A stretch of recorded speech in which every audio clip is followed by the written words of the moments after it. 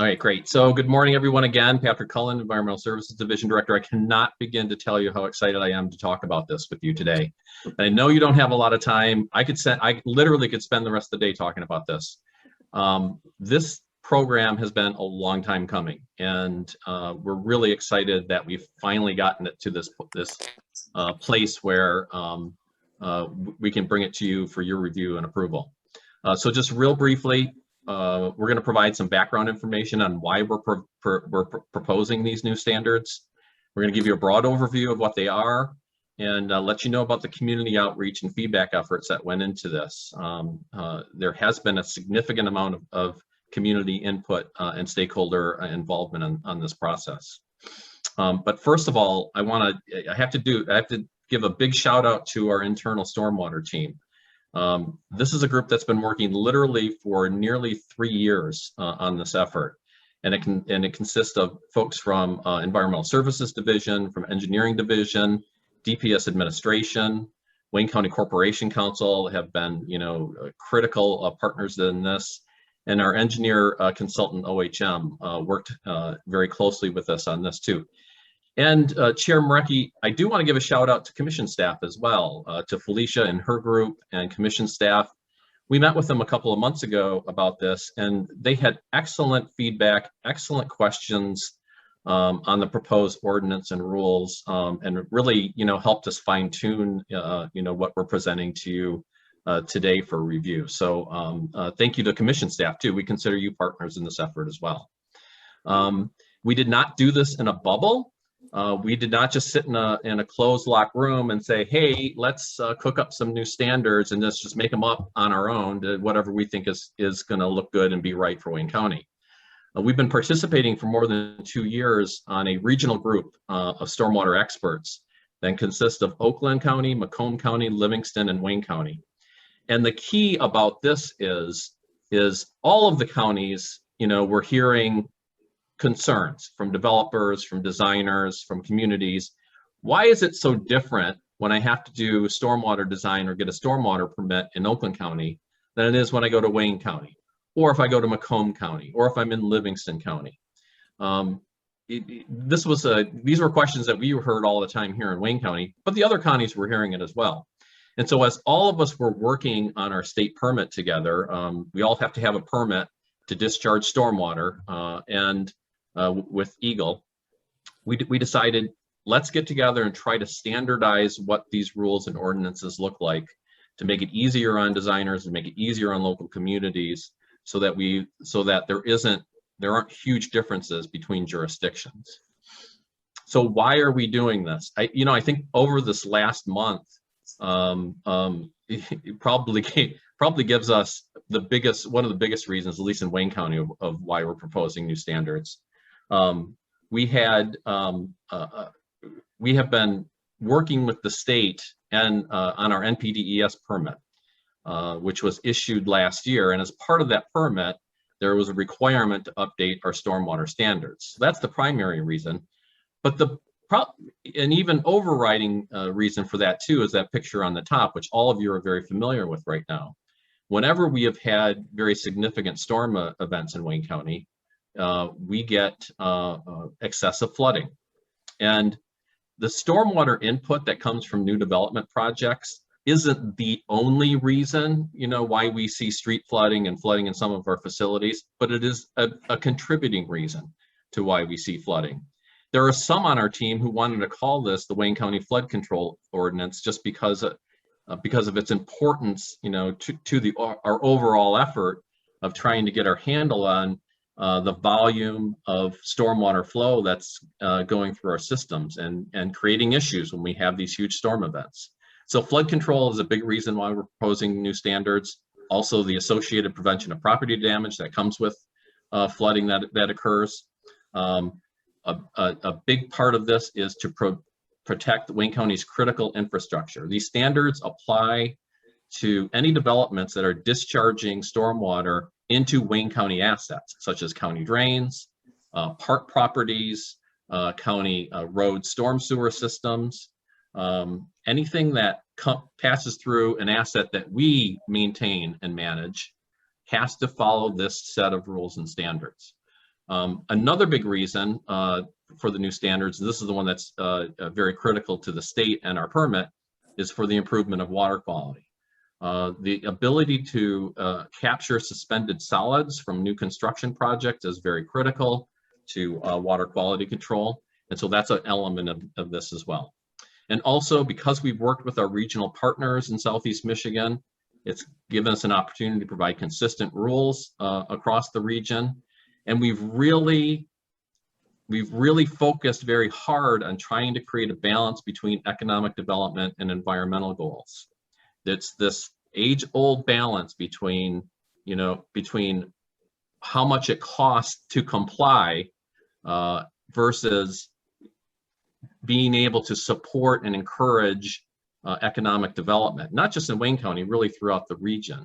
And so some of the concerns that you hear from folks who are redeveloping old properties, developing brand new properties on green spaces, are the costs that are associated with complying with some of these standards.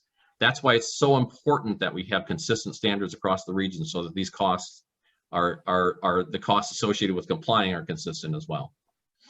So where do they apply? Our focus here in Wayne County is on new or redevelopment projects that result in a land disturbance of 1 acre or more. Our current standards, we have standards, we've had standards in place in Wayne County since for 21 years, since 2000. Our current standards apply to any sort of redevelopment project. So our new standards are a little bit more amenable to smaller mom and pop developments, to smaller developments that don't have a huge land disturbance associated with it. So it's 1 acre or more, or any development that creates or replaces a ½ acre more of impervious surface.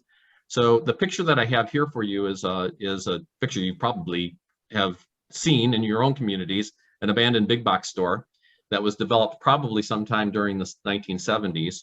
And a lot of people look at this photo and they say, oh, this is really bad for economic development in my community.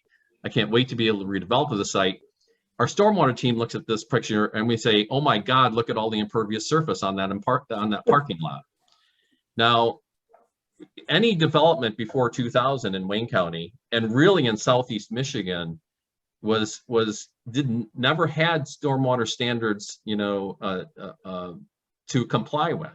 And so you end up with a lot of sites that look like this, that have a lot of impervious surface. When you get a big storm, the water, it was designed to move water as quickly as it can through our stormwater system into our local streams and rivers with little or no volume control. And we've all seen over the last month what the cumulative result of that can be when we have so little controls over some of the development projects. In Wayne County, we have a huge opportunity when we redevelop sites like this, because now we're going to be able to retrofit these sites to provide more detention, to provide more infiltration on site, to reduce the peak flows and volumes that are coming off the site. And over time, what we're really hoping, as we redevelop old sites in Wayne County, we're going to see these improvements incrementally when it comes to the volume of water that's going to end up in our rivers, lakes, and streams. Very briefly, the rules cover flood control for stormwater detention, controls for drainage and stream channel protection, that's extended detention and infiltration, controls, as I mentioned before, for total suspended solids, and an important one also is long-term operation and maintenance. When we build these structures, when we build these stormwater detention ponds, when we build these green infrastructures, they have to be maintained over time. And so we have elements in our rules and our ordinance that provide for the long-term operation and maintenance of these facilities and structures.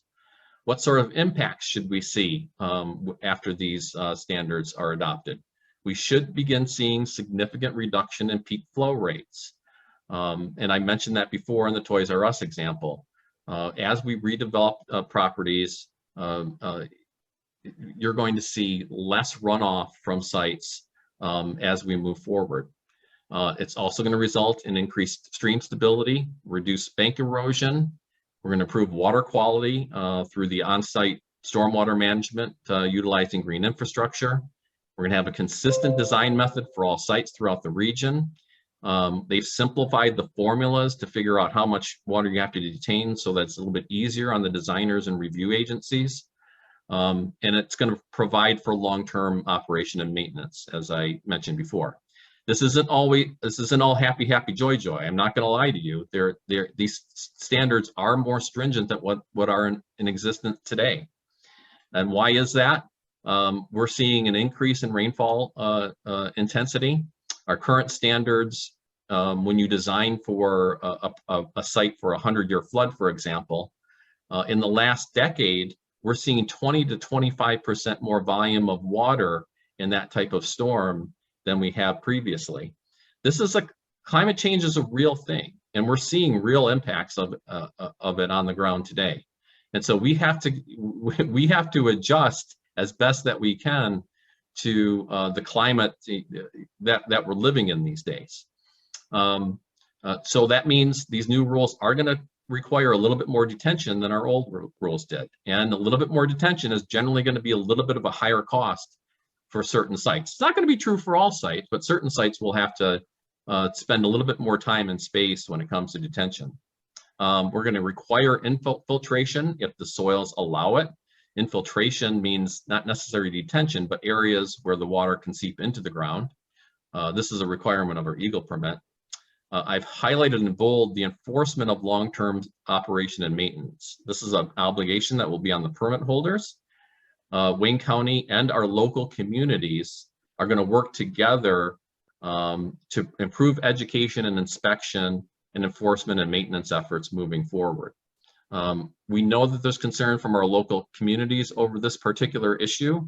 We are setting up a program, internally. We're in the beginning phases of that, to start looking at some of our older systems that have been installed to see what kind of condition they're in, and to work with our local communities about how these things are going to be maintained. In general, O&M, in fact, the ordinance and rule state operation and maintenance moving forward is going to be the responsibility of the landowners. And also the long-term O&M is going to be recorded with the Register of Deeds. That means the operation and maintenance of these structures after they're built is going to carry on over to new owners as property ownership changes. So I want to let you know that, and I mentioned at the top, we've had a lot of community outreach in this effort. There were stormwater summits that were held back in May and November of 2019. And the reason I said, up front, I was so excited to talk to all of you today is because we really thought we were going to have these standards adopted a year ago. We sent the first draft standards, were developed in late 19, early 2020. And when the pandemic hit, the plug got pulled on all of this. And so it really put us in a big delay. And that's why we're here, a year later on an issue we thought we were going to be in front of you a year ago. So we did work on it last summer. We got the draft standards out to all of our stakeholders. That's all of our local communities, their engineering consultants, design firms. We had a stakeholder feedback meeting in October of last year where we had more than 170 participants. We received a lot of questions and feedbacks from our local communities, and we sent them out a Q&A response document to that towards the end of the year last year. And so since that time, we've been fine-tuning what the rules and ordinance say. And that's what we have in front of you today. And